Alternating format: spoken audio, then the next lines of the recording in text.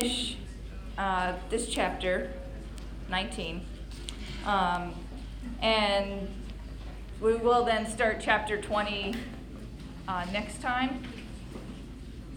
I will post the slides before lecture, but they are not up yet for chapter 20. So my plan is to get those up by tomorrow afternoon. So last time we had just started to explore the concept of free energy, or delta G. Free energy is basically referring to the amount of energy from a reaction or process that is available to do work. So how can we take a chemical reaction and actually make it do something useful for us?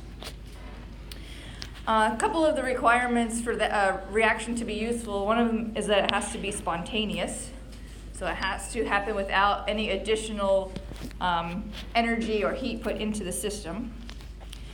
Delta G then we also refer to as the maximum possible useful work. I mentioned this last time. Achieving this maximum work is never possible. It's a hypothetical maximum. And that's because we're always losing energy or heat to surroundings. So you know when your phone will heat up as you use it, that's because the energy isn't being transferred to completely powering only the things you want to happen. There's excess heat that's given off. Okay, so then we started to talk about how the free energy change proceeds as a reaction proceeds. And so we made a plot of the Gibbs energy on our y-axis and progress of reaction on x. Towards the left side of the plot we have our reactants, and then on the right we have products. And we talked about how we, as the reaction proceeds, if we start with completely with reactants, the Gibbs free energy decreases, and this is a spontaneous process then, so we spontaneously will form an equilibrium mixture for a reaction such as the one that's described here. So the bottom of this well is our equilibrium position, and at that point delta G is equal to 0. So you can see that we're at 0. Reaction is not going to occur in either direction from the bottom of that well without having to put excess energy into the system. Does that make sense? So if this is a ball on a hill, you'd have to push the ball uphill to go either direction from there. Okay? And that's sort of described here in this figure. It's from your book. The equilibrium position in the valley for a ball rolling down a hill. Okay. You never spontaneously see a rock roll uphill. That's sort of the idea.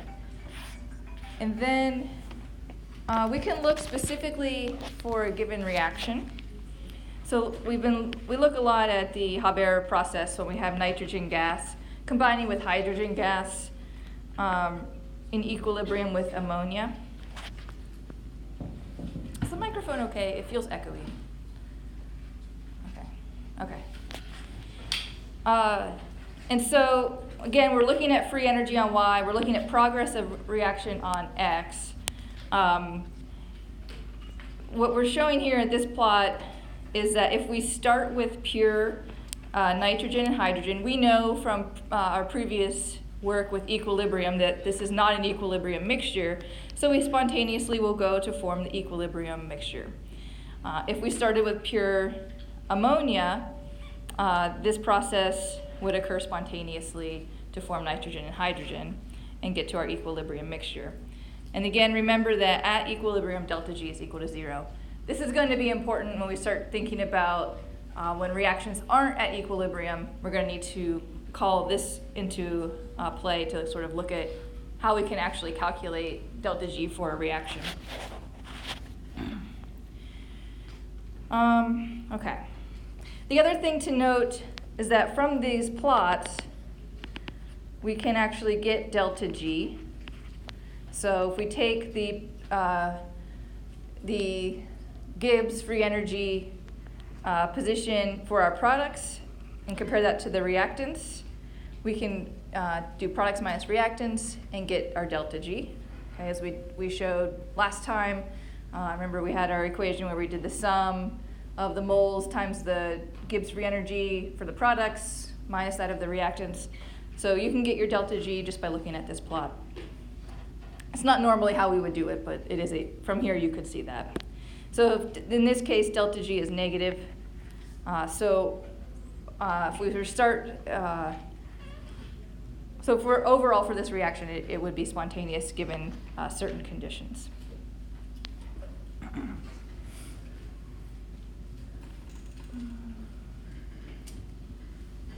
Okay. So let's then take a look at the free energy change for a non-spontaneous reaction. So this is just a repeat here on the left side for the spontaneous reaction. This is the same plot as I showed you previously. I want you to take a couple seconds and predict what the plot would look like for a non-spontaneous reaction. And let's pretend that the equilibrium mixture has more reactants than products.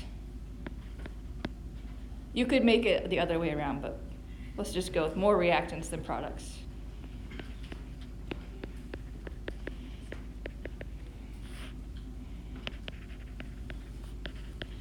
So again, non-spontaneous reaction, think about your sign of delta G. Figure out where you would put your starting and your ending points on the curve, and then draw a curve in between.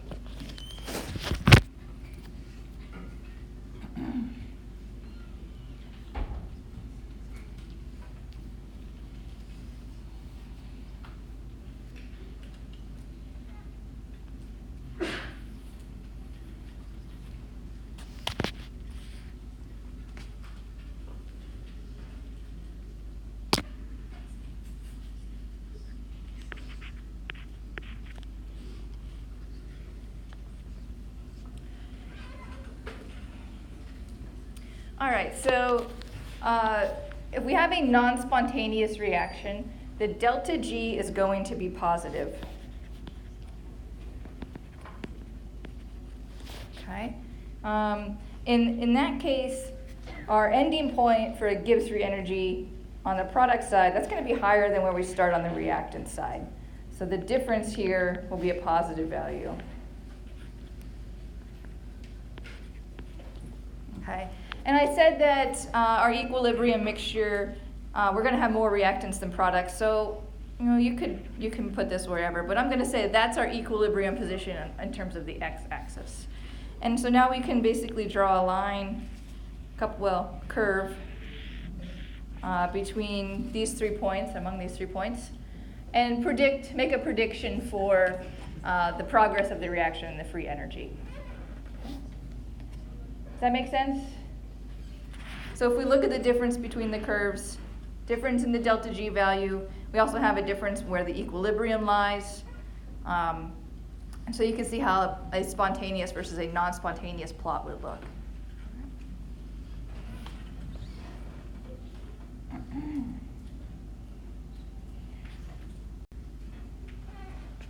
Okay, so how are we going to relate Gibbs free energy to the equilibrium constant? And this can be any of the equilibrium constants, K in terms of molarity, K sub P, KSP, okay, any of those will work.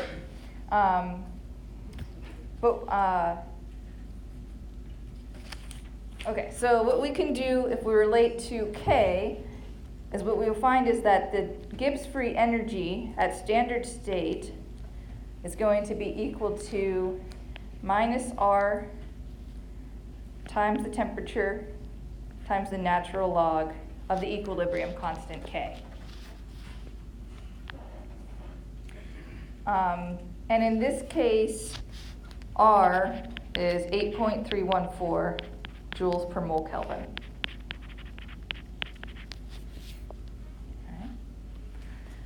The other thing is that I said this was at standard state, so the not symbol is going to represent standard state. What that means is that we'll be at 25 degrees Celsius, If we're looking at pressures of gases, those pressures are going to have to be 1 atm for all the gases. And if we're looking at concentrations, they're going to be 1 molar.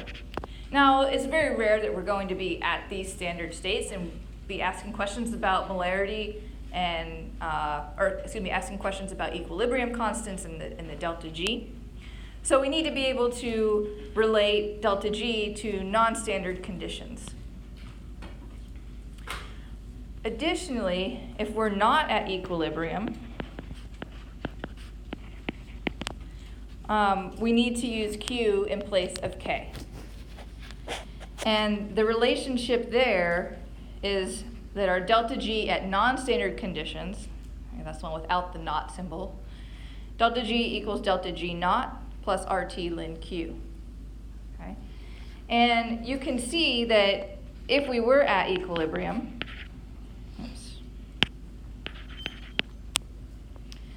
then delta G at non-standard conditions will be equal to 0.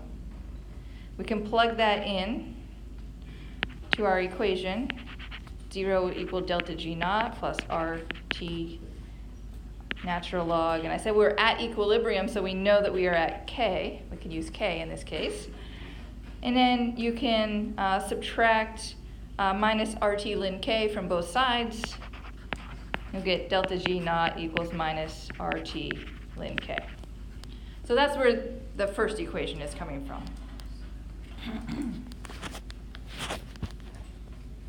Questions on that? You won't be asked to derive that equation on an exam or anything, but I do want you to be able to know when to use each one of these equations, so the one that at equilibrium and the one not at equilibrium. We're going to do some examples of both of these. Here, we're going to use this equation. All right, so here's a fun one. Let's calculate the equilibrium constant for the rusting of iron at 25 degrees Celsius.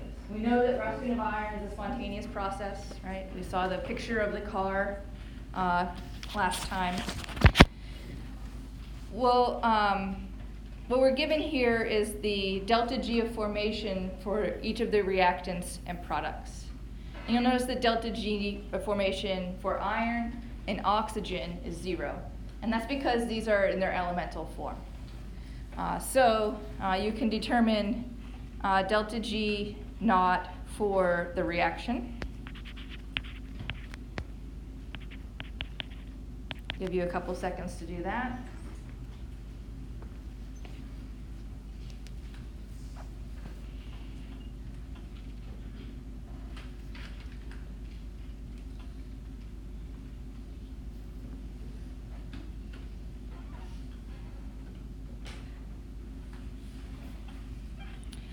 And when I do this, I end up with minus 1,487 kilojoules.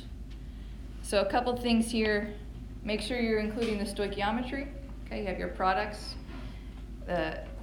2 moles of the iron oxide, multiply it by the delta G of multiply it by its delta G of formation, and then subtract out of the reactants, which is 0. So we get minus 1487. Questions on that bit? Yeah. Okay. So here we're going to use the equation where we're taking our moles times the delta G of formation, kilojoules per mole. So that's our products. And then doing the same for the reactants, 4 moles of iron at 0 kilojoules per mole, plus the 3 moles of oxygen at 0 kilojoules per mole. Okay. So I have mentioned previously that there's a couple of ways to calculate delta G. When you're looking for delta G of the reaction, and you're given delta G's of formation, this is the way to do it.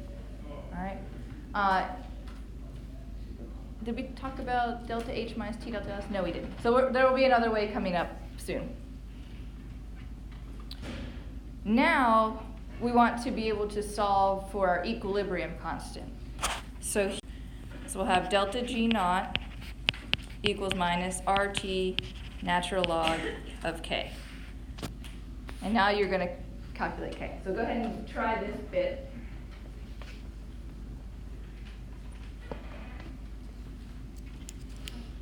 Watch your units. Okay, so R is in joules per mole Kelvin.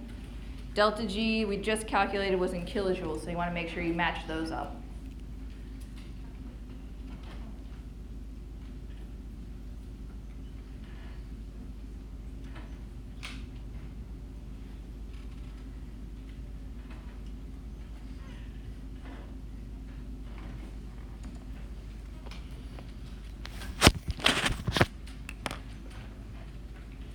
Let's start plugging in some numbers here.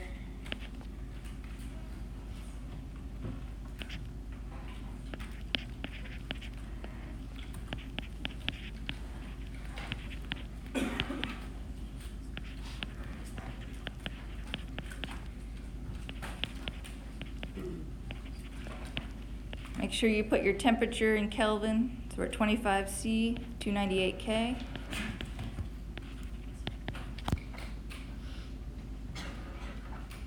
Did we get an answer?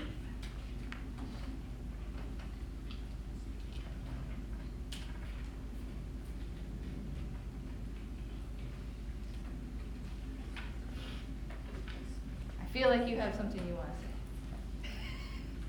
Okay, keep hiding. Anyone get anything? What's that? 1.82? Better check that one. You're getting small numbers? What'd you get? 1,000 kilojoules 10 is 10 to the 6 joules.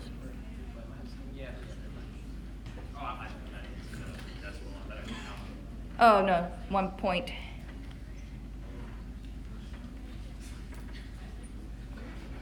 Anyone get anything?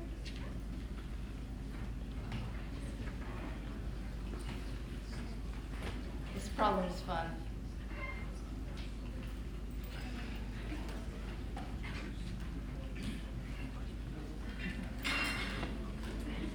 No one wants to take a guess here on this one. We got a couple guesses. What'd you get on your calculator? Overflow. Yeah. So what you'll find is that K is equal to E to 601. And your calculator can't do this. So this is a huge number. What does that tell you about the reaction?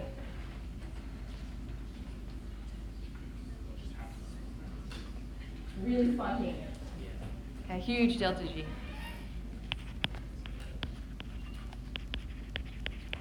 Okay, questions on that problem?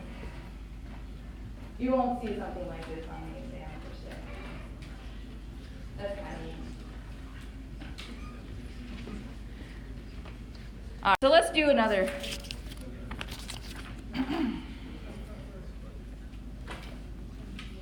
Here we have a non-standard conditions problem. So we have our Haber process, nitrogen plus hydrogen forming ammonia.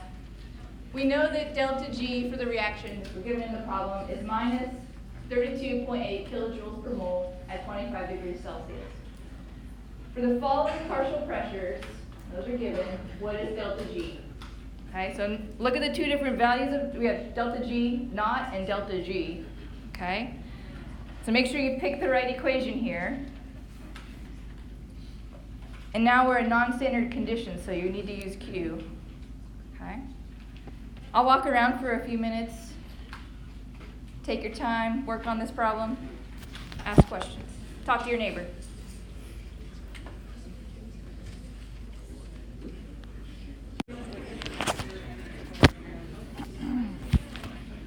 How's this problem going? Seems pretty good.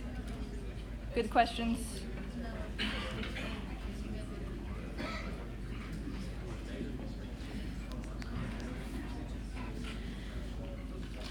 All right, so in this problem, make sure you're using your Q value. Remember solving for Q a while ago? So Q is going to be equal to the partial pressure of ammonia squared times the partial pressure of nitrogen divided by the partial pressure of nitrogen times the partial pressure of hydrogen cubed. Okay, so you're going to figure that out. And you're going to plug that into your equation for delta G. So we'll have delta G equals delta G naught plus R times T times the natural log of Q, where Q is given by that. Okay. Again, in this problem, make sure you're watch your units. Okay, that's a really easy place to make a mistake. So I end up with, I converted to joules per mole for delta G naught. So I get minus 3.28 times 10 to the 4th joules per mole.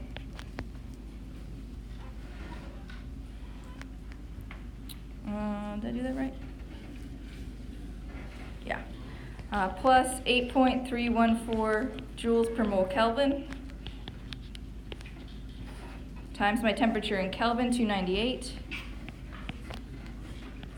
times the natural log of what I get for Q. When I solve for Q, I get 2.63 times 10 to the 6.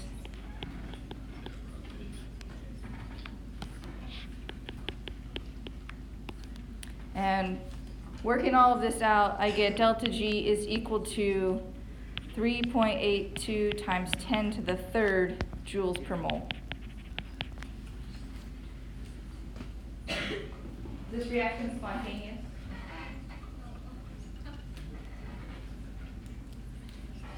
So how do we tell if a reaction is spontaneous? What's that? Negative delta G. Okay, so now we've got a positive value of delta G, so a reaction is non-spontaneous.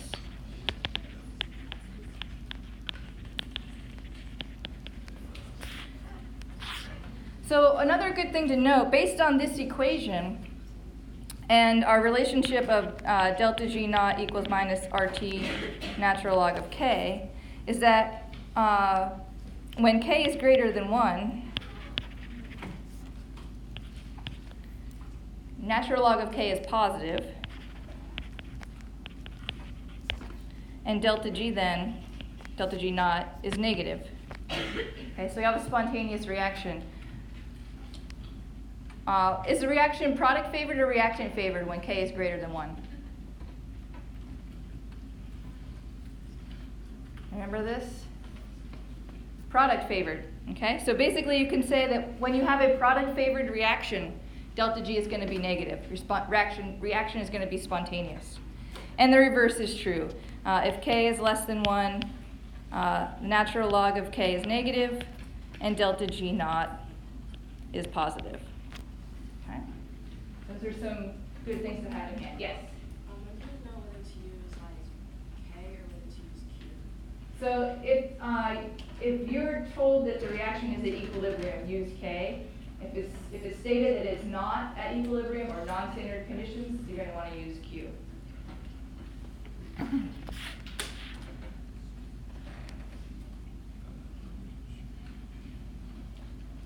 Other questions?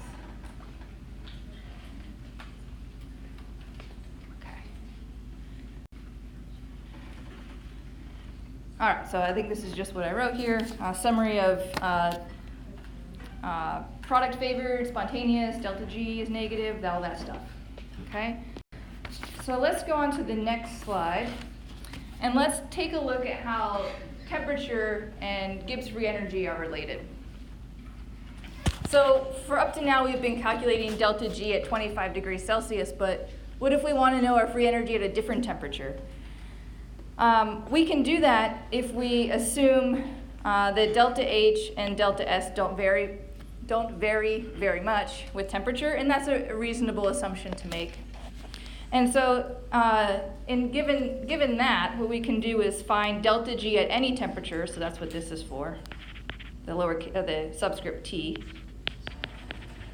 You don't always see that, so I don't know that your book includes that subscript.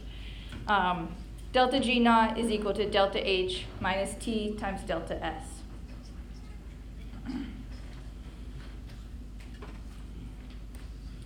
Your book does refer to the delta H naught as the enthalpy term, which makes sense. I wanted to go over this because we are going to use these terms. Minus T delta S is referred to as the entropy term. The entropy term includes the temperature in it. Okay? We're going to be comparing our enthalpy term and our entropy term and thinking about whether a reaction could be spontaneous.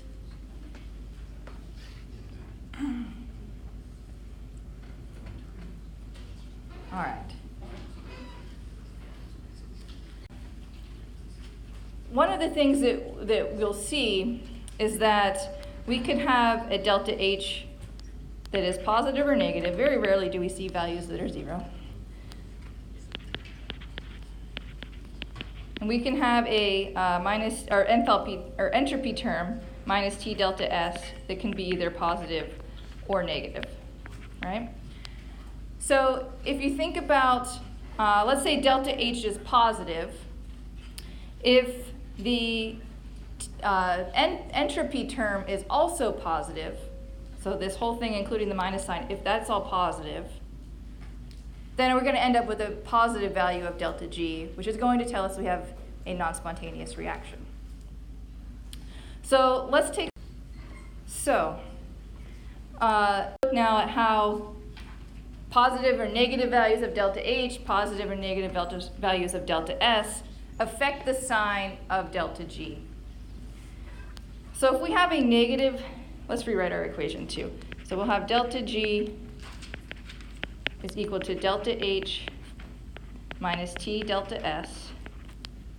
If we have a negative value of delta H, so negative enthalpy term, a positive value of delta S, that ends up being a negative entropy term. Okay? Delta G is going to be what? Positive or negative? Negative, yeah, so it's negative minus a number, still negative. And so our reaction will be spontaneous. And that'll be for any temperature.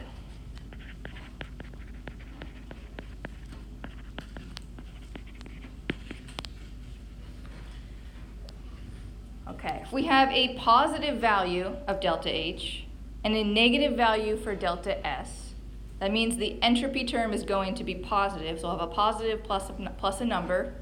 So our delta G will be positive. So now we're going to have a reaction that's non-spontaneous at any temperature.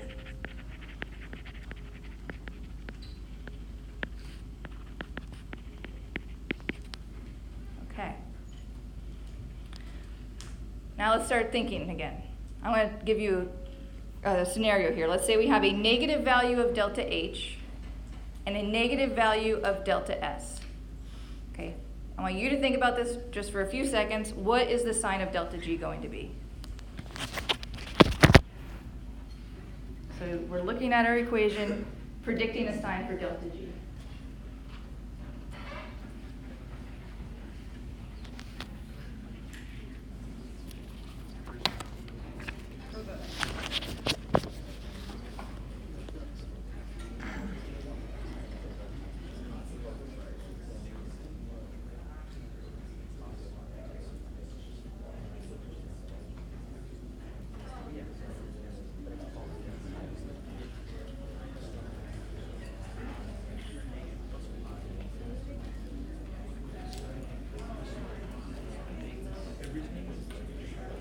All right, what'd you come up with? Anyone? Yeah, go for it. Depends on the temperature. Excellent. So if you have a negative delta H and a negative delta S, you could end up with either a positive value or a negative value for delta G.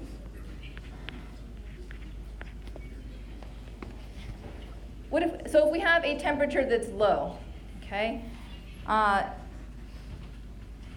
that could mean that we would have a spontaneous reaction.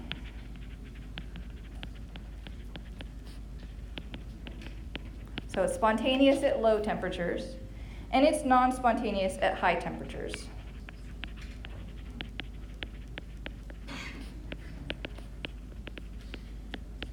Okay, so let's think about the low temperature condition. So if we have a negative delta H and a negative delta S, if that value is small, delta G is going to remain negative, if the T delta S term is small. But if we have a negative delta H and that T delta S term is large enough to overcome the negativeness of delta H, then it could be non-spontaneous. Does that make sense? Same with our positive, same sort of story. So you can have positive or negative sign of delta G. And in this case, it's going to be non-spontaneous at low temperatures. And it's going to be spontaneous at high temperatures. Okay. So if you think about the melting of ice to liquid water, okay, we know, so ice in the solid phase go into water in the liquid phase.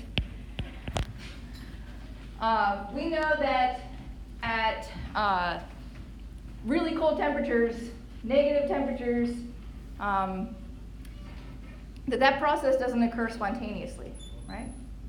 But if we get a temperature above 0 degrees Celsius, that process does occur spontaneously. And so the sign of the T delta S term is based on the magnitude, or the overall sign of delta G is based on the magnitude of T in this case. So back to our table, we had positive S, and we said that in that case, the reaction was going to be spontaneous at low temperatures, non-spontaneous at low temperatures, and spontaneous at high temperatures, right? So that temperature's low or high, okay? That's the number you just calculated. So you need to know this table. Do you have to memorize it? No, but you should be able to derive it given the equation of delta G equals delta H minus T delta S, and recognizing the magnitude of the terms and how that affects the sign of delta G, okay? Does that make sense? What we can do is determine the temperature at which a reaction becomes spontaneous, okay? And basically what that does is you're saying that that change from being non-spontaneous to spontaneous occurs essentially when on either side of when delta G is 0. Okay, so remember when delta G is 0, we're at equilibrium. If we go a little bit above 0, if we go a little bit below 0, okay, we'll have different results. We're not at equilibrium anymore. So if we plug 0 into our delta G equals delta H minus T delta S, 0 equals delta H naught minus T delta S naught. And we rearrange the equation and solve for temperature. We'll get delta H naught divided by delta S naught is equal to T. This is the temperature at which a reaction becomes spontaneous.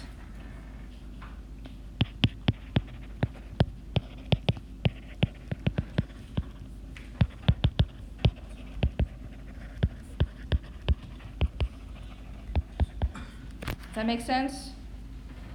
So we're taking advantage of our definition that delta G is 0 at equilibrium, and on other sides of the equilibrium we're either going to have a non-spontaneous or a spontaneous reaction.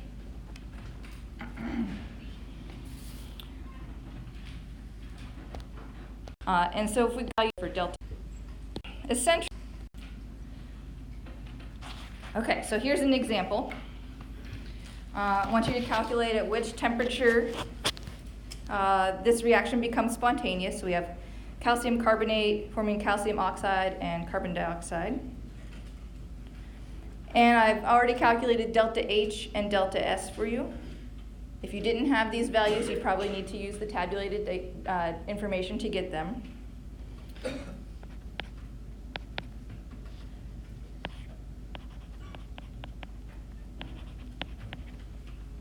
Okay, so we're going to calculate the temperature at which the reaction becomes spontaneous. Have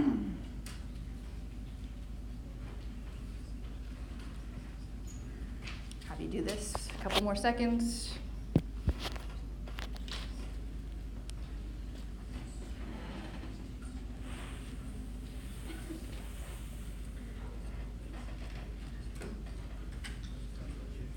Again, make sure you're watching your units. We've got kilojoules for delta H and joules per Kelvin for delta S. So make sure you're using the same unit, whether it's kilojoules or joules. As long as it's the same, you should be good. And your calculated temperature then is going to be in Kelvin.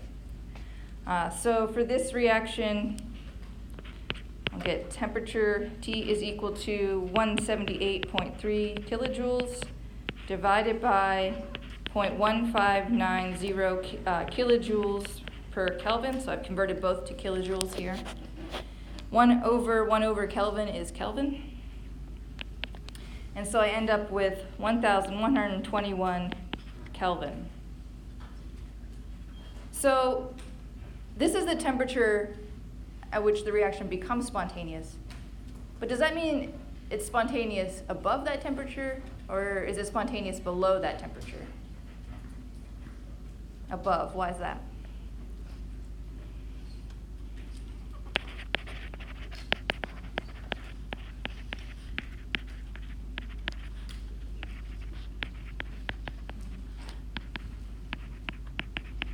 Okay, so we're thinking about if this reaction is spontaneous above or below this temperature. Is for delta H and positive value. Above 1,121 Kelvin, the reaction is spontaneous. Does that make sense?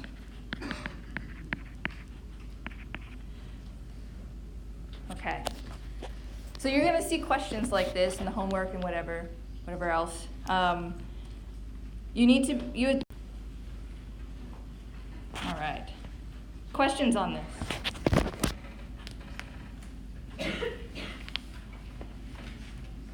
All right, I have a couple more.